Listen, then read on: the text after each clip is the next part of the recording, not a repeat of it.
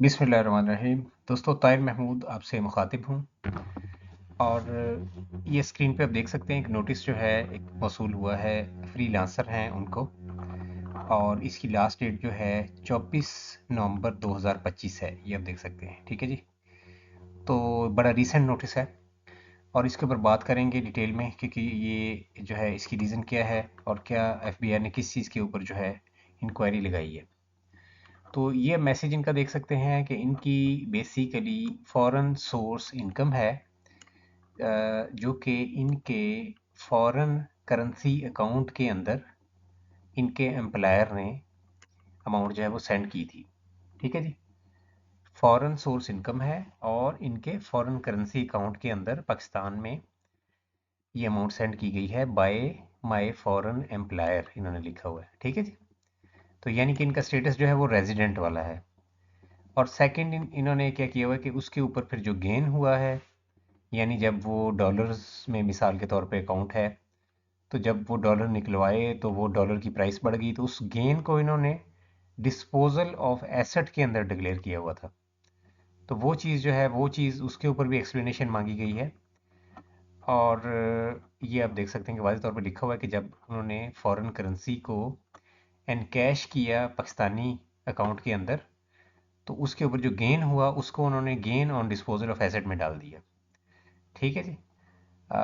इसके बाद also the money was transferred in PRC is not applicable. ठीक है, क्योंकि अमाउंट जो थी वो फॉरेन करेंसी अकाउंट के अंदर आई थी, तो वहाँ पे पीआरसी फिर नहीं निकलता। ठीक है जी, तो ये एक इसमें जो मेन प्रॉब्लम आई है वो फॉरेन करेंसी अकाउंट की वजह से आई है। बेसिकली एफबीआर की जो रिक्वायरमेंट है वो ये है कि अमाउंट जो है वो कन्वर्ट होनी चाहिए पाकिस्तान के अंदर आके फॉरेन करेंसी से लोकल करेंसी के अंदर, ताकि जो हमारी गवर्नमेंट है उसको उस जो फॉरेन करेंसी है वो मिल सके, उसका गवर्नमेंट को फ़ायदा हो। इसी वजह से फिर इस इनकम के ऊपर जो है टैक्सेशन जो है वो ज़्यादा नहीं है, क्योंकि इसमें गवर्नमेंट का भी बेनिफिट है कि डॉलर्स जो हैं या यूरोस जो हैं वो पाकिस्तान में आते हैं, तो गवर्नमेंट को जो है वो फैसिलिटेट करती है इकोनॉमी को ये चीज़। तो अब इसके नोटिस पे जाते हैं और ये अब देख सकते हैं जनाब कि इसके अंदर वाज़ेह तौर पर लिखा हुआ है कि 2023 का टैक्स ईयर था, जिसके अंदर इन्होंने ये देख सकते हैं claiming exempt foreign income of rupees, ठीक है जी, फलां, and gain on disposal of asset rupees इतने in the wealth reconciliation statement as on 30/6/2023। ठीक है जी, तो एक चीज़ है कि एग्जम्प्ट फॉरेन इनकम डिक्लेयर की गई थी और दूसरी चीज़ है कि gain on disposal of asset, जो बेसिकली इनको डॉलर्स को जब कन्वर्ट किया तो उसको इन्होंने gain on disposal of asset में डाल दिया कि इतने लाख रुपए का गेन हो गया। अच्छा जी, अब इसमें जो है इनकी ये जो अमाउंट थी एग्जम्प्ट फॉरेन इनकम की, ये 50 लाख रुपए से ज़्यादा थी, ये जो इन्होंने काटा हुआ है यहाँ पे। ठीक है जी, 50 लाख रुपए से ज़्यादा थी अमाउंट ये।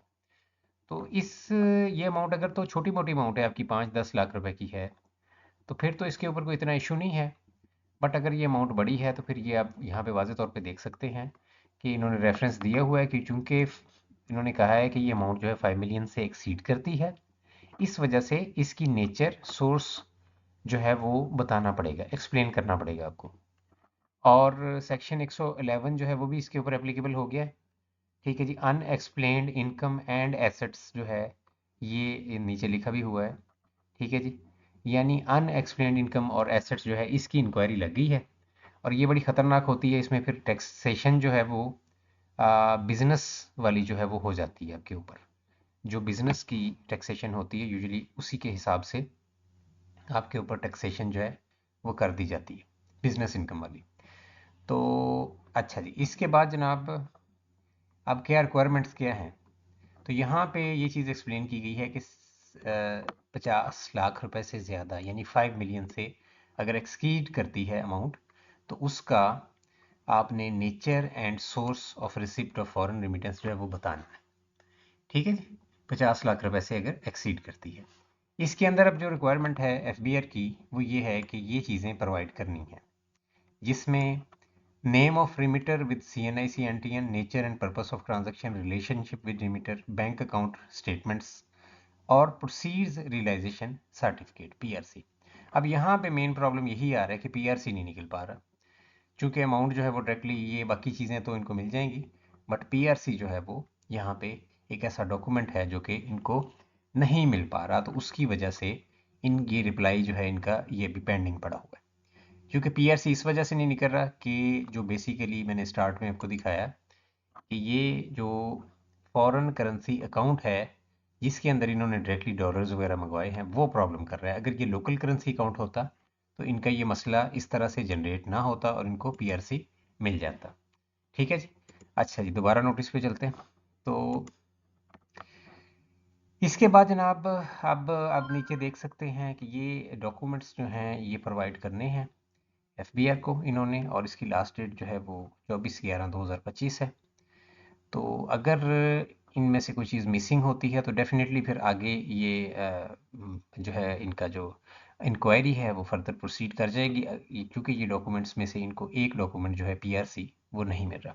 तो मैंने ऑलरेडी एक्सप्लेन किया कि गवर्नमेंट जो है उसको चूँकि बेनिफिट होता है अगर आप डॉलर्स को पाकिस्तान में लाएंगे और उनको कन्वर्ट करेंगे या यूरो को पाकिस्तान में लाएंगे, तो उसके लिए जिस तरह से रिमिटेंस पे भी फर्दर मैंने वीडियोस बनाई हुई हैं, और मैं हमेशा अपनी वीडियोस में यही कहता हूँ कि जो भी फ्रीलांसर हजरात हैं वो अपनी अमाउंट को डायरेक्टली लोकल करेंसी अकाउंट के अंदर मंगवाया करें।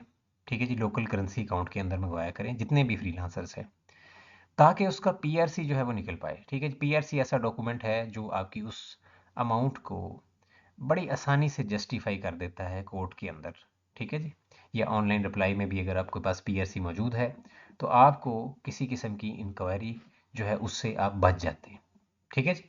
अदरवाइज अगर पीआरसी नहीं निकलता, कोई और किसी भी किस्म का आप रूट इख्तियार करते हैं, तो पेमेंट का जो रूट होता है, ठीक है जी, वो दाएं से बाएं फलां जगह आया, उसके बाद फलां जगह आया, उसके बाद फलां जगह आया, फिर हमारे पास आया। ठीक है जी। इसके अलावा एक और जो फ्रीलांसर जो ट्रिक यूज़ कर रहे हैं कि वो फॉरेन अकाउंट खुलवा लेते हैं। ठीक है जी, यूके के अंदर अकाउंट खुलवा लिया या यूएसए के अंदर अकाउंट खुलवा लिया, वहाँ पे अमाउंट शिफ्ट की, फिर वहाँ से अपने अकाउंट से अपने पाकिस्तानी अकाउंट में शिफ्ट की। ठीक है, तो ये सारी चीज़ें जो हैं ये बाद में बहुत प्रॉब्लम क्रिएट करती हैं। इस वजह से इसका एक सिंगल वे यही है जो गवर्नमेंट ने इसका तरीकाकार बताया है कि आप जो भी डॉलर या पॉन्ड्स वगैरह मंगवाने हैं अपने लोकल करेंसी वाले पाकिस्तानी अकाउंट के अंदर मंगवाएं, और उसका पीआरसी निकलवा के इनकम टैक्स रिटर्न के साथ भी अटैच करें, ताकि बाद में इस किस्म का कोई नोटिस आपको ना आए। ठीक है जी, ये इसका मुकम्मल तरीकाकार है। मेरा नाम ताहिर महमूद है। हमारी सर्विसेज आप हासिल करने के लिए व्हाट्सएप नंबर पर रब्ता कर सकते हैं। टैक्स रिटर्न की सर्विसेज हम आपको मार्केट से कम रेट पर प्रोवाइड करते हैं।